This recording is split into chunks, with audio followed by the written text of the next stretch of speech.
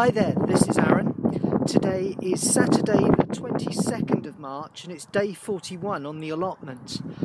Well, today, March really is sort of making its presence felt, I think. It's very, very windy. I got here and there was some damage in the greenhouse where things had been blown around and, obviously the cover's getting a bit of a battering. So normally I know that March comes in like a lion and goes out like a lamb. Well, this year it's come in like a lamb and it's going out like a lion. Before I came down though, there is some good news because I took a look at my chilli plants. So this is what I found this morning on the windowsill. Well, if we look first of all at the chilies that I replanted, they are all growing. They're all really enjoying the sunshine of the windowsill. So very pleased with them. I am still taking the flowers off of them, and they are growing flowers, beginning to at a rate. So I'm wondering actually if I should just let them flower and see what type of chilli we get. Not sure yet. They're definitely growing into these pots, and probably in a couple of weeks, maybe 4 weeks, maybe just over a month, they'll be ready to go into some gallon pots, so I need to get some buckets. And these are the chilies that we planted. Now you can see actually that there's very few of these half toilet rolls where nothing's come through. A couple towards the back here, so there's 4 of them, and they're the Scotch bonnets. But actually last time I planted 20 Scotch bonnets and I got 5 plants. This time there's 1, 2, 3, 4, 5, 6, 7, 8, 9. There's 9 plants come through, so that's almost double the rate that have germinated than last time. And as far as the lemon drop are concerned, well, yeah, there's lots of those there where both seeds in the pod have germinated. So I'm very, very pleased, and I've now got lots and lots of chilli plants to find a place for. So yes, my chilli plants, all looking good. I'm going to wonder where to put them all. I really need room to fit them all in the greenhouse. But well, I got here this morning. Actually, it was just after midday, and some things had been knocked around in the greenhouse. So let's just take a look at that inside the greenhouse. What greeted me when I got here? Well, we can see that there's been a bit of an accident in here because it looks like the wind has blown off my leeks, which are obviously now suffering a bit. So we've got to rescue those. Yeah, so lots to tidy up. I mean, I was going to replant and pot on the leeks anyway, so it needed to be done. This has very much forced my hand. Sort of a discussion actually over on Derwent's side allotments, and please do go over there because what he's doing over there I think is really good. I'll put the link up in the top of the screen. But a conversation came up about coir, and it is called coir. I was been calling it core, but it's coir, and what it is it's the compost that comes in dehydrated blocks. You add water to it and then it hydrates out to 60 litres, and I've been using it a lot. There was a suggestion that it's no good because it holds no nutrients, so I really started to look up on it. And what I've found out is that first of all, coir is really, really good for roots because as soon as it expands, it is very friable, and so it's a lovely environment that roots can move into and really get established and go where they want to, and they're not coming up against stones or anything like that, so it's brilliant for that. I gather that it is very popular with people that quite like to grow illegal plants. We're not doing that, but that's actually where most of the tips I found came from. What it is it comes as a neutral substance, so you do actually have to add fertilizer, and I haven't been doing that. Now, of course, the ground has got different trace elements in it anyway, and so where I've put it in the ground, that it's obviously been able to take on the trace elements from that. But I've also been putting it in containers for things like the strawberries, for things like the currants, and I'm wondering if that's the reason why they're not responding as they should. So what I'll be doing today is adding fertiliser, like fish blood and bone and chicken manure pellets, to put some trace elements in it, and also add some bloodfish and bone and possibly some seaweed fertiliser to the bin where I keep all the fertiliser. So that's my plan. It is a tool. It's a tool that you have to know how to use, and so it's just a matter of learning how to use it, which is what I'm trying to do now. So let's get on with the day.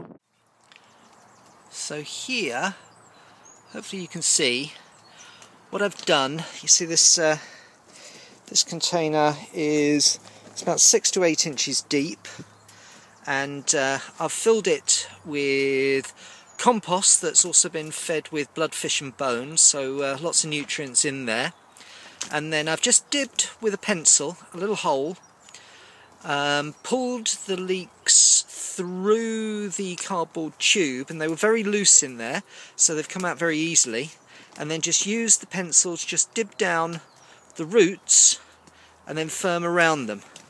So now I'm going to give them a drink, and let's see, hopefully, that the leeks are all recovering. No sign yet of the cucumbers, but didn't expect that to happen, or the celery.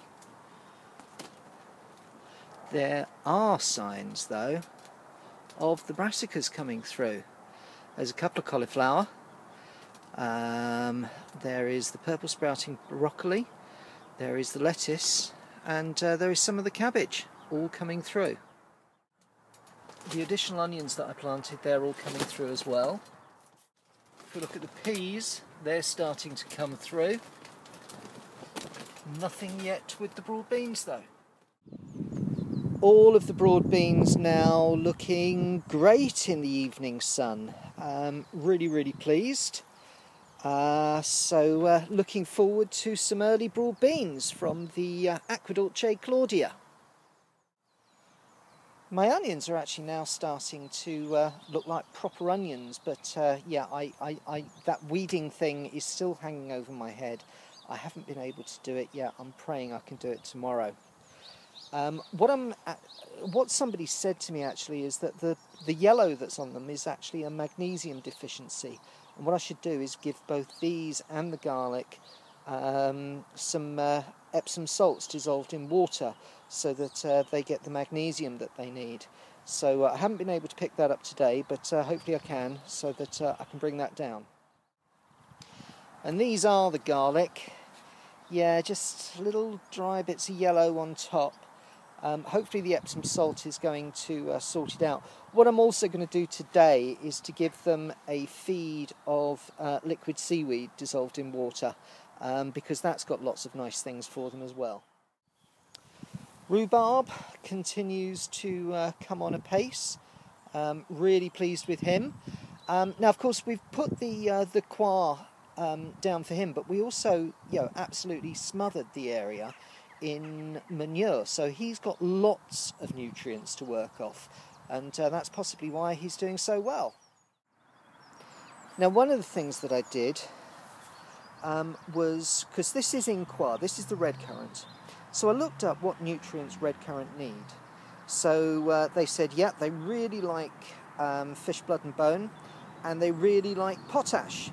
So I put both of them in. I then sort of just finger mixed it into the soil, and then put some water down. So that now should be have lots of nutrients for the red currant to work off. This is really the last throw of the dice for the black currant. I'm not seeing any real improvement. Sorry about the wind. But what I've done is I've given this some bloodfish and bone. They said not to put potash on a black currant, so I haven't. But what I will do is give this a seaweed feed as well, along with all the other currants. And so hopefully then there will be some nutrients in this soil, which is again the coir, and we'll see if that has any effect on the black currant. I always like to finish on a high. This is the white currant. Now I've also, just as with the red currant, given this some potash and also some fish blood and bone. But look at that. That is a green shoot on my white currant. The white currant wants to live. That makes me very happy. I need to be quick because it's very windy, but what I've got here is 2 of the 10-litre Coir bricks, and what I've sprinkled on top is 2 or 3 handfuls of fish blood and bone, and also a handful of chicken manure pellets. So what I'm now going to do is pour the water on so that before the wind blows, so that everything mixes in together. And so what I have is the coir, but also so that it has plenty of feed in there for the plant. So I don't know if you can see this, but I've just added 10 litres of water, which is probably a little bit more than you're meant to, but yeah, that's okay for 2 bricks. And so we'll let those dissolve in, but you can see also, because it's the water, it's picking up all of the fish blood and bone, and it also allows the chicken pellets to mix in. So what I think I've got made here is a rich compost with plenty of nutrients. It's really been a real education to start looking into coir and you know, what it's for, how to use it, because you know, like everything, it's just a case of learning how to use it. And I've got a much better idea now of what I should be doing. Fortunately, I'd already bought the fertilizers, so you know, it's not as if I had to go out and get more. But you know, I still think that one of those bales of coir that makes up 60 litres and a bag of fish blood and bone, that's a lot easier than carrying a 60 litre or 120 litre compost bag from B&Q.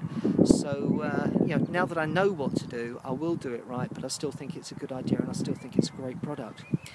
Just a quick one, because I know that it has some brand names, and one of them is Pelemix, and I know that Tony was using that, and he was able to pick it up not in its compressed format, but in bags, but incredibly cheaply. So somewhere out there are ways to get hold of Pelemix for apparently 20p a bag.